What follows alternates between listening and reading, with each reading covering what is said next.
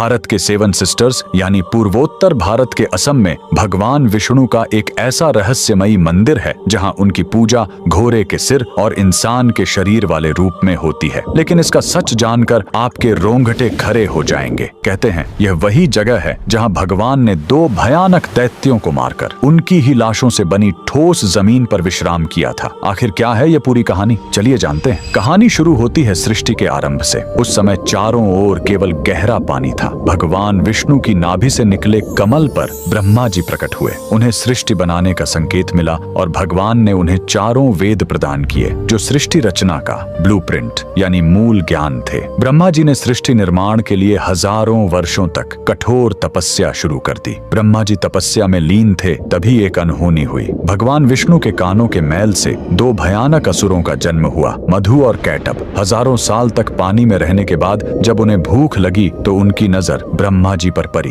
उन्होंने ब्रह्मा जी पर हमला किया, उनसे पवित्र वेद छीन लिए और उस अथाह समुद्र की गहराइयों में जाकर छिप गए। वेदों के बिना ब्रह्मा जी लाचार हो गए और सृष्टि का काम रुक गया। ब्रह्मा जी घबराकर विष्णु जी की शरण में गए, लेकिन समस्या बहुत बड़ी थी। मधु और कैटभ ने तपस्या करके देवी महाशक्ति से इच्छा मृत्यु का वरदान पा लिया था, यानी वे अपनी मर्जी के बिना मर नहीं सकते थे। तब वेदों को वापस लाने के लिए विष्णु जी ने हयग्रीव अवतार लिया। उन्होंने घोड़े का सिर इसलिए चुना ताकि उसकी तीक्ष्ण बुद्धि और सूंघने की शक्ति से वे समुद्र के उस घने अंधेरे में भी वेदों को खोज सके। भगवान हयग्रीव पानी के भीतर गए और असुरों से हजारों साल तक युद्ध किया, लेकिन वरदान के कारण वे मर ही नहीं रहे थे। अंत में भगवान ने अपनी माया से उन्हें मोहित किया और पूछा कि तुम्हारी मृत्यु कैसे होगी। असुरों ने अहंकार में शर्त रखी, हमें वहां मारो जहां पानी न हो, एकदम सूखी जगह। पूरी दुनिया में तो पानी ही पानी था। तब भगवान ने अपना विराट रूप धारण किया, अपनी विशाल जांघों को पानी से ऊपर उठाया और कहा,